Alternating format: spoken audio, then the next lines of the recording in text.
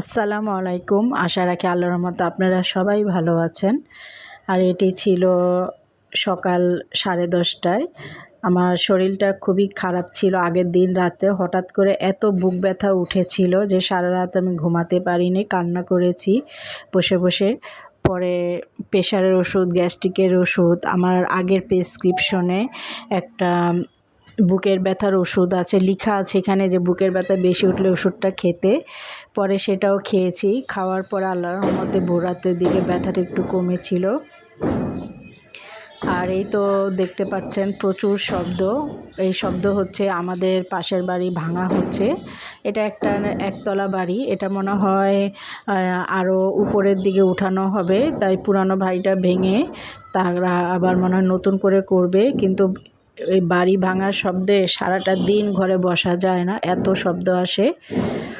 আর এই ছিল এই প্রেসক্রিপশন দেখেই কিন্তু আমি ওষুধটা খেয়েছিলাম। আর দুপুরে রান্নার জন্য এখানে শিং মাছ ভিজিয়েছি। আর এটি ছিল আপনার গতকাল সন্ধ্যার ভিডিও। হঠাৎ করে মুড়ি দিয়ে চা দিয়ে খেতে ইচ্ছে করলো, তাই মুড়ি চা বানিয়ে নিলাম। আর এই তো মুড়ি চায়ের ভিতরে ভিজে ভিজে আমি চামচ দিয়ে খাচ্ছিলাম। খেতে কিন্তু খুবই মজা লাগছিল, যেহেতু অনেক দিন পর খেলাম।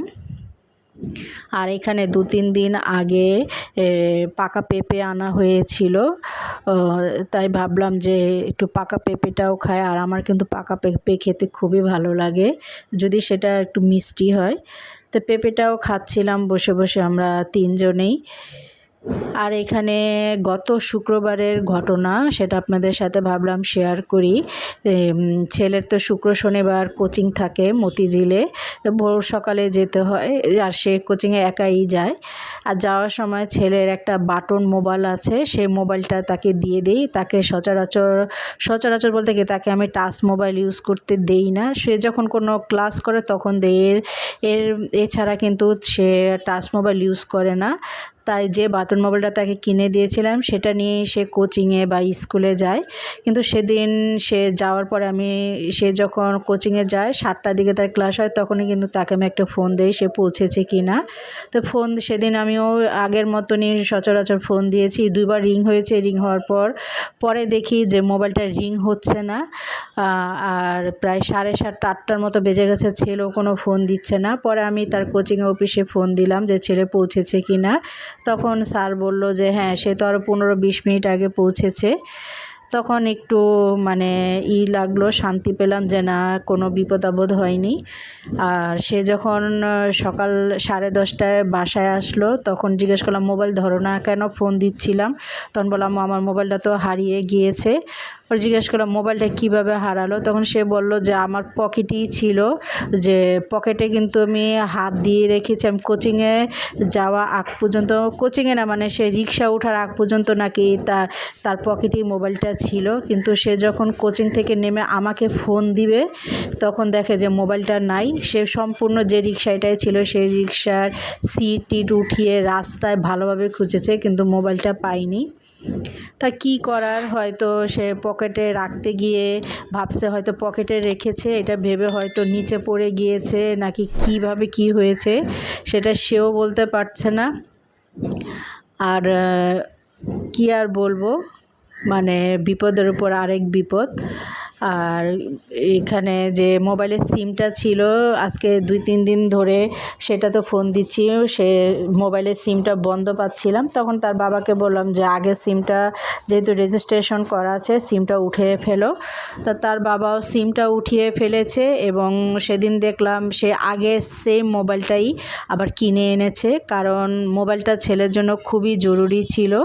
জরুরি বলতে যে সে যে কলেজে যায়, কোচিংয়ে যায়, রাস্তাঘাটে তো অনেক কিছুই থাকতে পারে, ঠিকমতো পৌঁছালো কি না, রাস্তাঘাটে কোনো সমস্যা হলো কি না। সেও কোথাও কোচিংয়ে বা স্কুলে গিয়ে পৌঁছালে আমাকে বলে যে আমি পৌঁছে গিয়েছি বা আসছি, আমিও আবার খবর টবর নেই, এটা নিতে হয়। আর অন্য সবার মোবাইল তো সবসময় চেয়ে ফোন দেওয়া যায় না। আর মোবাইলটাও খুবই জরুরি ছিল। এই যে সেম আগের মোবাইলটা সেমই ছিল, এই মোবাইলটা আবার কিনে এনেছে।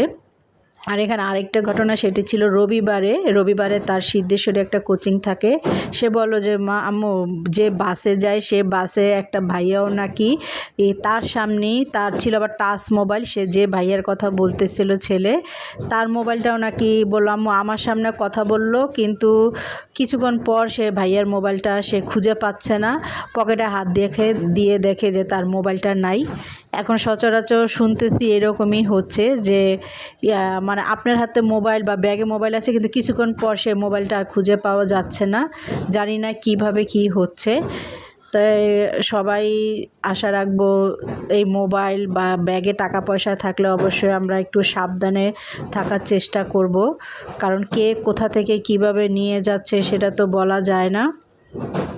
তো ভাবলাম ঘটনাটা আপনাদের সাথে শেয়ার করি, কারণ কারো বিপদ হলে সেটা আরেকজনের সেই বিপদের ঘটনাটা বললে সচেতন হওয়া যায়। তাই আমরা যে যার জায়গা থেকে একটু নিরাপদে থাকবো, একটু সচেতন থাকবো। তো এই তো ভিডিওটা যদি আপনাদের ভালো লেগে থাকে অবশ্যই একটি লাইক দিবেন এবং শেয়ার করে দিবেন। আর আপনারা সবাই ভালো থাকুন, সুস্থ থাকুন। আগামীকাল চেষ্টা করব আরেকটি নতুন ভিডিও নিয়ে আসার জন্য। আল্লাহ হাফেজ।